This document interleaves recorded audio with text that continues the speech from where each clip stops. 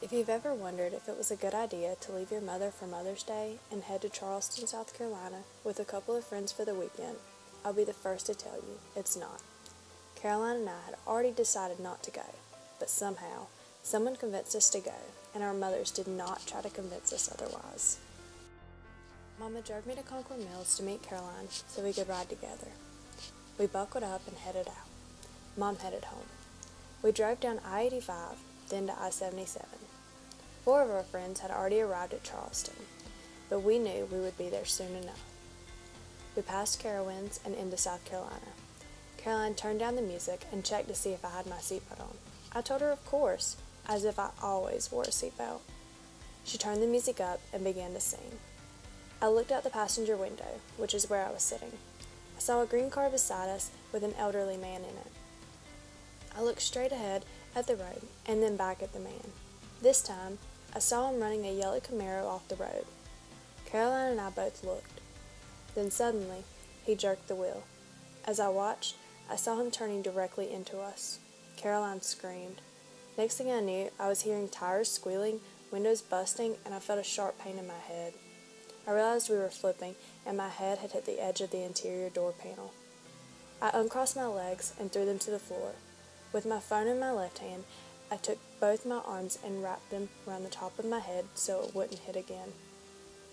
Glass flew in my eyes as I watched the world spin.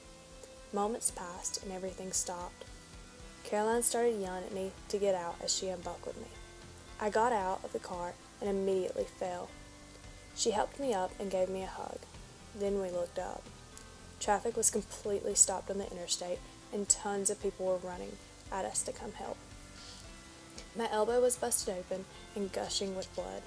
I did not realize that in attempts to brace my head, my elbow was placed out the window, so each time we flipped, my arm dug into the paved road with all the glass, dirt, and debris. A man picked me up and carried me to the ditch. I laid there confused, trying to figure out what had happened. That's when someone told me we had flipped 6 times. The people helping us encouraged us not to move, in case we had something broke or internal damages. My adrenaline was pumping, and I could not sit still.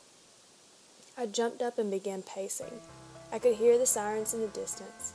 Next thing I knew, I was on the ground again, and they were yelling at me not to move. My phone was still braced in my left hand. I picked it up to call Mom, but I couldn't quit shaking enough to call her. Someone dialed her, and I took the phone. I told her what had happened and that I needed her. She told me she had not even made it all the way back home from dropping me off, and that she was on the way. She asked where I was, but I had no clue. I blacked out, and the paramedics took the phone. They put both of us in full-body braces, and then strapped us to a stretcher. We laid in the ambulance for what seemed like 45 minutes. We made jokes, laughed, and tried to even take pictures, but it was hard being strapped down. The paramedics checked us and said everything seemed fine, and we were heading to a hospital in Rock Hill, South Carolina.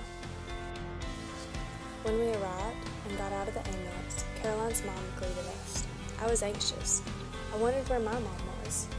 I did not say anything as they took me to my room. Immediately they took off the braces and took me off the stretcher.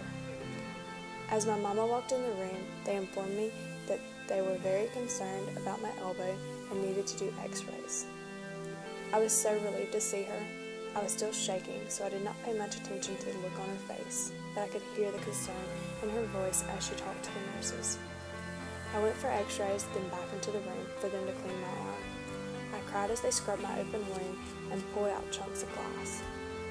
The doctor tried to humor me in saying that he could only give me 7 stitches because my arm looked like cottage cheese. I didn't find humor in his jokes. I wanted to leave. He told me he would have to give me 10 shots in my arm before he could even do the stitches. Mom and my little sister stepped out. They went and checked on Caroline. I cried and cussed as I got my shots and stitches. It's probably the only time my mama has ever heard me cuss. When I was done, they put me in a wheelchair because I was still too shook up to walk. We went and checked on Caroline and then headed out the door. When I got in the car, I began to tear up. Mama looked at me and said, "If you cry, I'll punch you." I laughed. I apologized profusely, as if that would make up for everything.